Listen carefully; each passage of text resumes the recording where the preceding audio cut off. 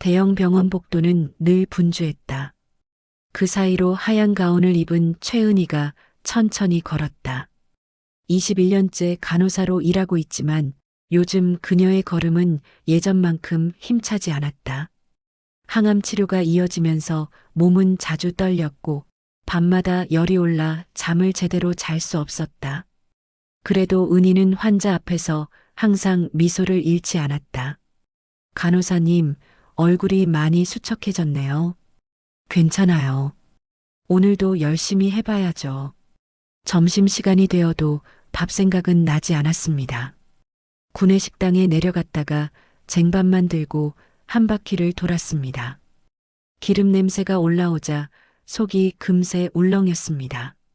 그녀는 물 한 잔만 마시고 자리에 앉았습니다. 밥 안 먹어요? 다른 간호사가 물었습니다. 입맛이 좀 없네.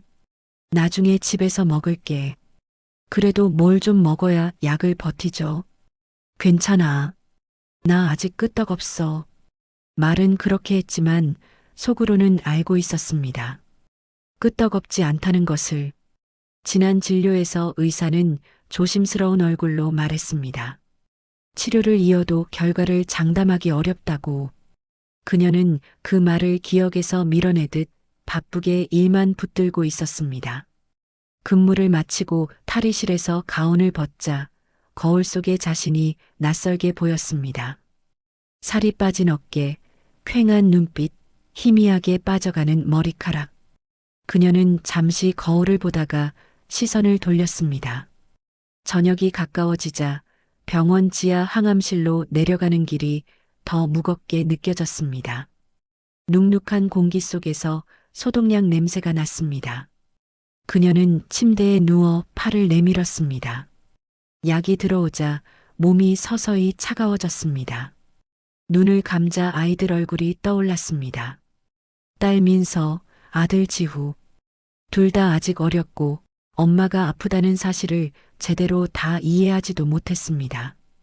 그녀는 속으로 이름을 부르며 숨을 고르았습니다. 이 약을 버티는 이유는 오직 아이들이었습니다. 치료를 마치고 병원을 나올 때는 이미 밤이었습니다. 버스 정류장 의자에 앉자 다리가 풀린 듯 힘이 빠졌습니다. 그래도 집에 가야 했습니다. 아이들이 기다리고 있다는 생각뿐이었습니다. 집 앞 골목은 어둡고 조용했습니다. 계단을 한 칸씩 올라가며 그녀는 마음을 다잡았습니다. 현관문을 열자 텔레비전 소리가 바로 들려왔습니다.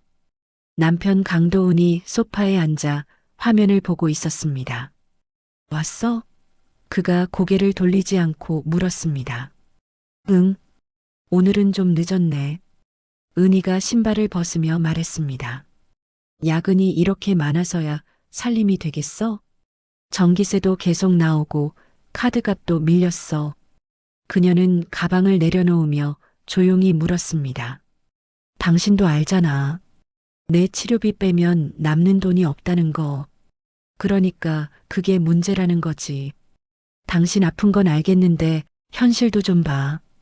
아이들 학원비는 어떻게 할 거고 대출 이자는 또 어떡하고.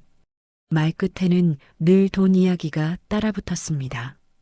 그녀는 한숨을 삼키고 주방으로 향했습니다. 냉장고를 열자 비어있는 칸이 눈에 들어왔습니다. 계란 몇 개와 남은 반찬통 하나뿐이었습니다. 애들 밥은 먹였어? 라면 끓여줬어. 나도 하나 먹고. 당신이 늦는 바람에 다 식었지 뭐. 그녀는 대답 대신 냄비를 씻었습니다. 수도꼭지에서 나온 물이 싱크대를 가득 채웠습니다. 손등이 시릴 만큼 찬물이었지만 머릿속은 여전히 뜨거웠습니다. 아이들 방 문을 열자 두 아이가 책상에 엎드려 있었습니다. 교과서 위에 볼펜이 굴러가고 있었습니다. 민서야, 지우야, 엄마 왔어. 민서가 고개를 들었습니다. 엄마, 오늘도 늦었네. 많이 힘들지? 좀 힘들어도 괜찮아. 너희 보고 있으면 힘나. 지우가 묻습니다. 엄마, 병 나으면 우리 여행 가자. 바다 말고 놀이공원도. 그래, 약속할게. 우리 셋이서 같이 가자. 그녀는 아이들 머리를 쓰다듬었습니다. 손끝이 떨렸지만 아이들은 알아채지 못했습니다. 그들은 그저 엄마의 손길이 따뜻하다고 느꼈습니다. 밤이 깊어가자 집안 공기는 더 무거워졌습니다. 거실에서는 또 카드값과 대출 이야기 소리가 이어졌습니다. 은희는 침실에 들어가 조용히 문을 닫았습니다. 불을 끈 뒤에도 눈을 감지 못했습니다. 환한 병원 불빛, 환자들의 신음, 의사의 말, 남편의 잔소리, 아이들의 웃음이 뒤섞여 머릿속을 떠돌았습니다. 그 모든 소리를 한꺼번에 끄고 싶었지만 그럴 수 없었습니다. 그녀는 오늘도 버티는 쪽을 택했습니다. 그녀는 천장을 보며 생각했습니다. 이렇게 계속 살 수 있을까? 삶의 끝이 서서히 다가오는 것 같은데 집안에서는 누구도 그의 마음을 묻지 않았습니다. 남편은 돈을, 아이들은 엄마의 얼굴만을 보고 있었습니다. 어느 쪽도 틀리지 않았지만 그 사이에서 그녀만이 조금씩 부서지고 있었습니다. 그날 밤 그녀는 처음으로 조용히 마음속에서 한 단어를 떠올렸습니다. 이혼. 그 단어는 낯설었지만 동시에 이상할 만큼 편안하게 느껴졌습니다. 아직 입 밖으로 내지 못했지만 이미 마음 한구석에는 작은 균열이 생기고 있었습니다. 새벽 공기는 차갑고 집안은 정적만 가득했습니다. 은희는 작은 식탁 앞에 앉아 아이들 방을 바라봤습니다. 옷장이 반쯤 비어 있고 책상 위에는 공책이 펴진 채 그대로였습니다. 그녀는 밤새 울다 지쳐 눈두덩이만 붓고 텅 빈 방을 계속 바라봤습니다. 출근 시간에 가까워졌지만 발이 떨어지지 않았습니다. 그녀는 경찰서에 먼저 들렀습니다. 새벽부터 대기 중이던 형사가 서류를 넘기며 말했습니다. 남편분과 아이들이 같이 사라진 거라면 실종으로 보기 어렵습니다. 형사님, 연락이 안 돼요. 아이들 보호자가 저뿐이에요. 우선 위치 추적부터 해보죠. 말은 도와준다고 했지만 시간이 걸린다는 말이 뒤따랐습니다. 그녀는 의자에 앉았다 일어섰다를 반복했습니다. 손에 쥔 가방끈이 축 처질 만큼 기운이 빠져 있었습니다. 병원으로 향하는 발걸음은 더 무거웠습니다. 간호사실 문을 열자 모두의 시선이 그녀에게 향했습니다. 동료가 다가와 말했습니다. 최 간호사님 애들은요? 아직 못 찾았어. 말끝이 흔들렸지만 그녀는 금세 자세를 바로 세웠습니다. 주사약 바늘을 준비하는 동작조차 흐트러지고 싶지 않았습니다. 병실에 들어가자 환자 한 명이 그녀를 부드럽게 불렀습니다. 간호사님, 오늘 얼굴이 많이 상했어요. 괜찮아요. 일하다 보면 그럴 때도 있어요. 너무 무리하지 마요. 그녀는 고개를 숙였습니다. 남들에게 밝게 말하려던 마음이 잠시 쓰러졌습니다. 점심시간, 은희는 구내식당 식판 앞에 섰다가 그대로 돌아섰습니다. 밥 냄새가 올라오자 속이 뒤집힐 것 같았습니다. 물만 한 컵 삼키고 휴게실 의자에 앉아 복도 끝에서 아이들 웃음소리가 들리는 듯 했습니다. 착각이라는 걸 알면서도 귀가 그쪽을 향했습니다. 오후가 되자 형사에게서 전화가 왔습니다. 남편분 카드 사용 기록이 확인됐습니다. 어제 늦은 밤 외곽 슈퍼에서 결제했습니다. 거기가 어디예요? 시 외곽 쪽입니다. 다만 CCTV는 아직 요청 중입니다. 그녀는 숨을 깊게 들이켰습니다. 단서 하나가 생겼다는 사실만으로 심장이 빨리 뛰었습니다. 그러나 동시에 새로운 두려움도 생겼습니다. 아이들이 무서워 울지는 않았을까? 밥은 제대로 먹었을까? 근무가 끝나자 은희는 바로 버스를 타고 슈퍼가 있는 지역으로 향했습니다. 버스 창밖은 노을이 저 붉게 물들고 있었지만 그녀의 마음은 어둠 속에 머물러 있었습니다. 슈퍼 직원은 은희를 낯설게 바라보며 말했습니다. 아, 그 남자요? 아이 둘 데리고 과자랑 물 샀어요. 애들은 좀 지쳐 보였어. 계속 주변을 두리번거리더라고. 그 말에 은희는 다리가 풀릴 뻔했습니다. 혹시 어디로 갔는지는 직원은 고개를 저었습니다. 차를 타고 바로 갔어요. 옆에 어떤 여자도 있었던 것 같아요. 은희는 숨을 멈춘 듯 고개를 들었습니다. 여자요? 네. 뒷자리에서 애들을 챙기던데요. 그녀는 말을 잇지 못하고 한참 서 있었습니다. 남편이 아이들을 데려간 것만으로도 벅찬데 낯선 여자가 함께 있었다는 사실이 가슴을 한 번 더 강하게 찔렀습니다. 집으로 돌아가는 길은 끝없이 길었습니다. 버스 손잡이를 잡은 손이 식어갔습니다. 집 문을 열자 정막만이 맞이했습니다. 은희는 아이들 방 앞에 무릎을 꿇고 앉았습니다. 작은 공룡 신발 한 켤레가 그대로였습니다. 그녀는 그것을 끌어안고 아무도 듣지 못할 목소리로 속삭였습니다. 민서야, 지우야. 엄마가 꼭 찾으러 갈게. 그녀의 몸은 지쳐 있었지만 그 순간만큼은 마음속 어딘가에서 새로운 힘이 조금씩 살아나고 있었습니다. 밤하늘은 흐리고 바람은 차가웠습니다. 은희는 창문을 닫고 소파에 기대었습니다. 몸은 항암 치료 여파로 뜨겁게 쑤셨고 마음은 아이 걱정으로 온통 뒤죽박죽이었습니다. 핸드폰을 쥔 손이 자꾸 떨렸습니다. 그녀는 남편 번호를 다시 눌렀지만 여전히 연결할 수 없습니다라는 기계음만 들려왔습니다. 그 순간 화면 아래로 새로운 메시지가 하나 도착했습니다. 발신인은 모르는 번호였습니다. 당신 남편 사람 조심해요. 곧 큰일 날 수도 있어요. 문장을 읽는 순간 온몸이 굳었습니다. 누가 보낸 건지, 왜 보내는 건지, 그 어떤 설명도 없었습니다. 하지만 그 짧은 문장은 남편을 향한 불안감을 확신으로 바꾸는데 충분했습니다. 다음 날 아침 병원 복도에서 은희는 전화 한 통을 받았습니다. 남편과 같은 회사에서 일했던 직장 동료였습니다. 최 선생님, 도훈 씨 소식 들었어요. 은희는 긴장된 목소리로 물었습니다. 혹시 어디 있는지 아세요? 그건 모르겠고 최근에 사채 같은 걸 쓴다는 얘기가 있었어요. 사채요? 네. 꽤 심각해 보였어요. 월급도 가압류 얘기 있던데요. 은희는 핸드폰을 쥔 손에서 힘이 빠졌습니다. 그동안 남편이 돈 이야기를 그렇게 했던 이유가 이제야 퍼즐처럼 맞춰졌습니다.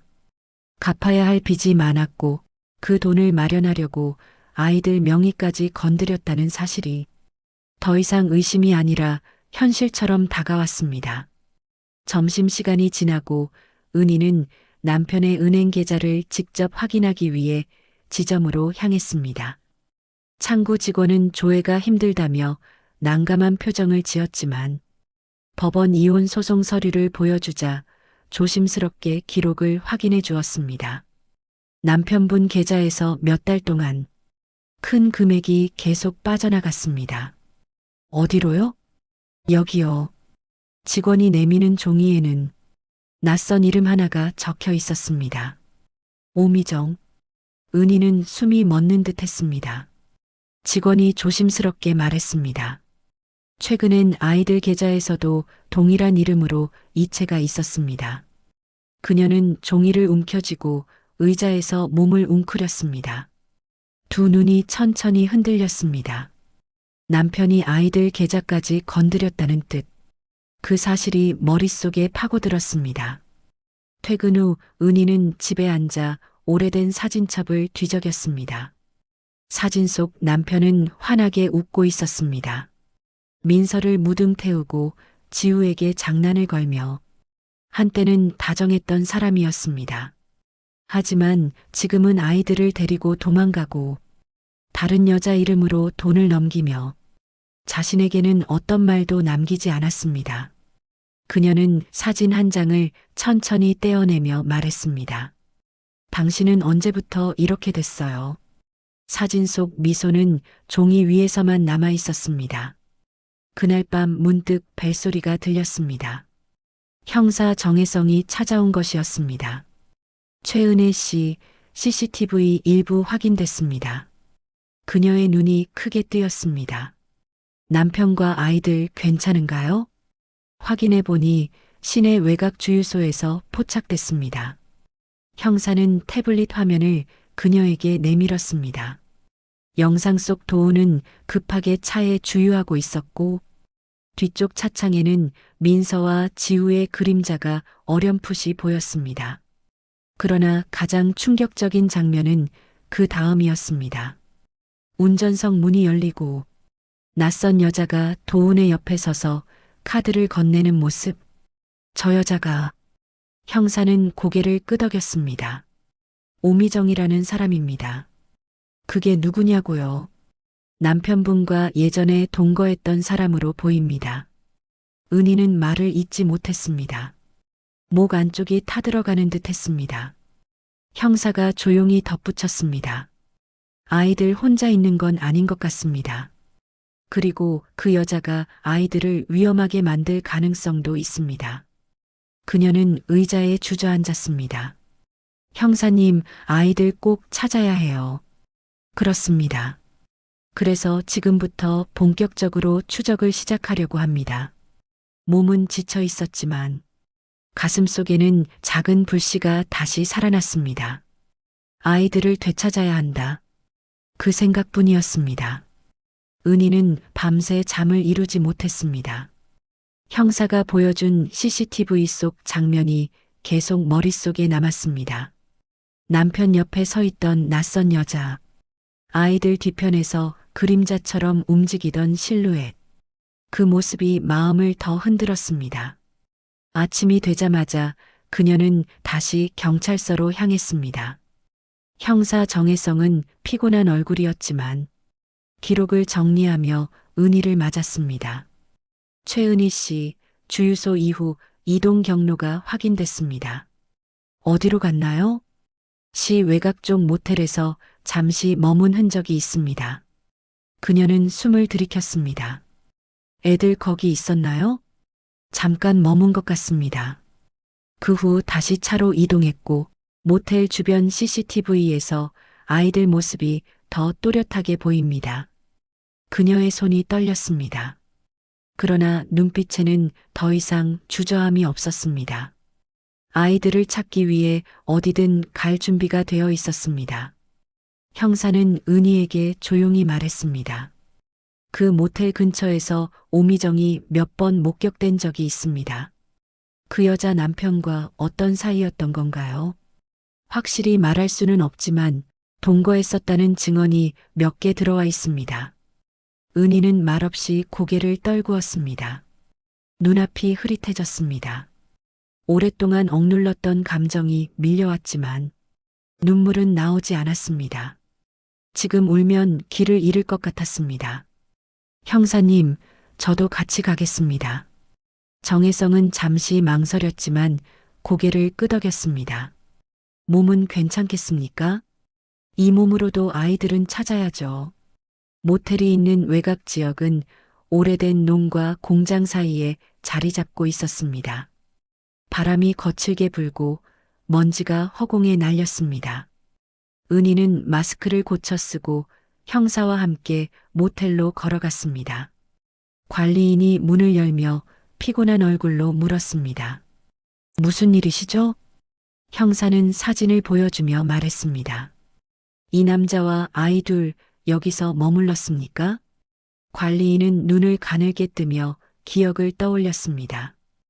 본 적 있어요. 며칠 전에 왔다 갔어요. 은희의 가슴이 쿵 하고 내려앉았습니다. 혹시 애들이 괜찮아 보였나요? 관리인은 잠시 머뭇거리다가 말했습니다. 아이들은 조용했어요. 그런데 그 남자랑 같이 온 여자가 좀 불안해 보이더군요. 불안해 보였다니요? 아이들한테 짜증도 내고 남자하고도 계속 싸우고 괜히 무서워서 방 번호만 적어두고 말았어요. 은희는 벽을 짚으며 숨을 고르려 했습니다. 몸이 약해지니 감정이 올라오면 쉽게 어지러웠습니다. 형사가 조용히 손을 뻗어 그녀를 붙잡았습니다. 괜찮습니까? 괜찮아요. 계속 확인해 주세요. 관리인은 오래된 컴퓨터를 켰고 CCTV 화면 몇 개를 열었습니다. 해상도는 좋지 않았지만 그녀는 곧 아이들 모습이 찍힌 영상을 발견했습니다. 지우가 작은 배낭을 메고 있었고 민서는 남편 옆에서 고개를 숙이고 있었습니다. 그리고 그 뒤에 서 있는 낯선 여자. 은희는 숨을 삼켰습니다. 여자의 얼굴이 화면에 가까워지는 순간 은희는 속삭였습니다. 저 사람. 형사가 고개를 끄덕였습니다. 네. 오미정입니다. 여자는 손에 무언가 든 봉투를 들고 있었고 남편과 짧게 대화를 나누다 아이들과 함께 다시 차에 태웠습니다. 잠시 뒤 차는 모텔을 떠났습니다. 저 여자가 아이들까지 데리고 다닌 거예요? 형사는 고개를 끄덕였습니다. 정황상 그렇게 보입니다. 왜 아이들을 데리고? 형사는 잠시 말을 고르다 말했습니다. 아마 남편분이 빚 문제 때문에 아이들을 이용하려는 걸 수도 있습니다. 은희는 귀를 의심했습니다. 그녀는 한 손으로 얼굴을 감싸며 천천히 주저앉았습니다. 최은희 씨, 이제부터는 더 넓은 지역을 계속 수색하겠습니다.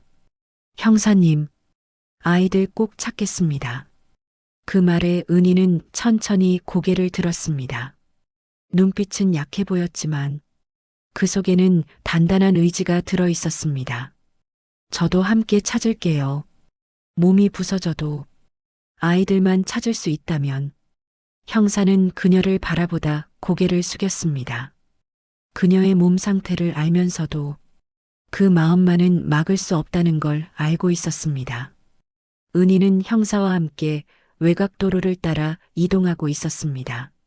모텔 CCTV 이후로 남편 차량이 포착된 곳은 시 경계를 넘는 오래된 농가 지역이었습니다. 차는 계속 흔들렸고 그녀의 몸은 이 흔들림만으로도 힘들어 보였습니다. 그러나 시선은 한 번도 창문에서 떨어지지 않았습니다. 언젠가 보게 될 아이들 모습을 찾기 위해 눈을 더 크게 뜨고 있었습니다. 형사는 조용히 말을 건넸습니다. 체력이 버티겠습니까? 버텨야죠. 아이들 없이는 아무 데도 못 가요. 짧은 문장이었지만 그 속에는 그녀가 지금 무엇으로 버티는지 모든 감정이 담겨 있었습니다. 농가에 도착하자 형사는 주변을 살펴보며 은희를 뒤로 세웠습니다. 여기 근처에서 남편 차량과 비슷한 번호판이 보고됐습니다. 아이들 여기 있을까요? 가능성은 큽니다. 둘은 같이 농가 뒤편 작은 비닐하우스로 향했습니다.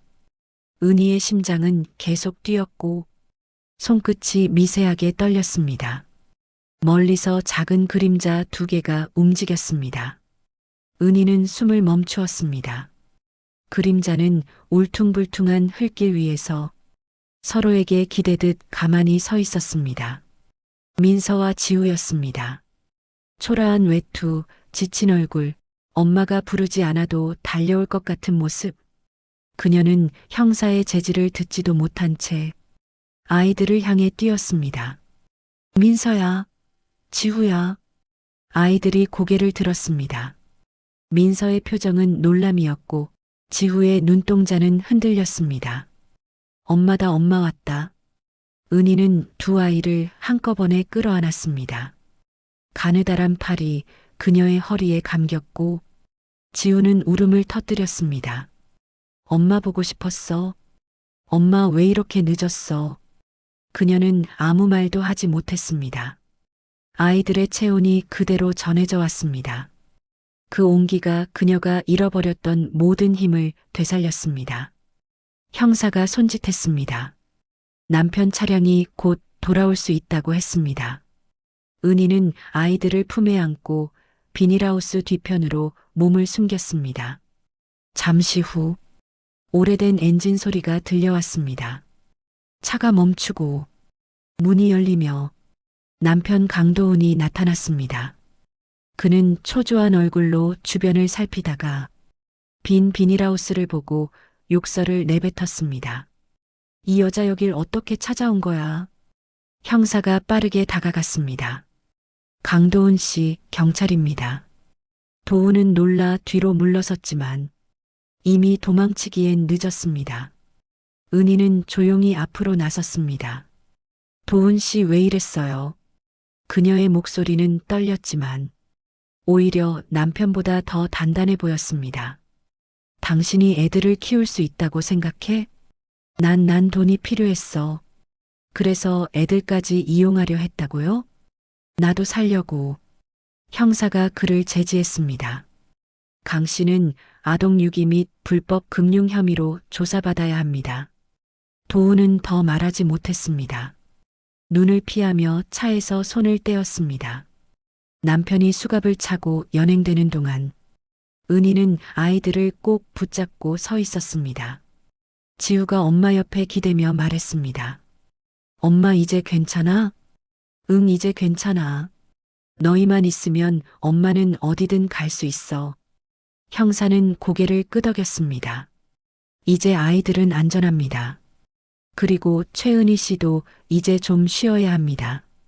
그녀는 천천히 숨을 내쉬었습니다. 그래야겠죠. 너무 오래 멈춰 있던 것 같아요. 아이들은 엄마 손을 꼭 잡고 길을 걸었습니다. 섞여 있던 흙냄새와 바람이 이상하리만큼 따뜻하게 느껴졌습니다. 며칠 뒤 은희는 병원 복도에서 천천히 걸음을 옮기고 있었습니다. 동료들은 그녀를 조심스럽게 바라봤지만 오늘의 은희는 다르게 보였습니다. 그녀의 눈빛에는 잠시 흔들렸던 마음 대신 단단한 빛이 깃들어 있었습니다. 아이들은 학교에 다니기 시작했고 남편은 구속 수사를 받았습니다. 그리고 은희는 의사와 상담을 하며 치료 일정을 다시 잡았습니다. 그녀는 창문 밖에 비친 햇살을 바라보며 천천히 중얼거렸습니다. 나는 아직 끝이 아니야. 내가 살아야 아이들도 산다. 그 말은 다짐이자 시작이었습니다. 몸은 여전히 아팠지만 마음은 새로운 길을 향해 나아가고 있었습니다.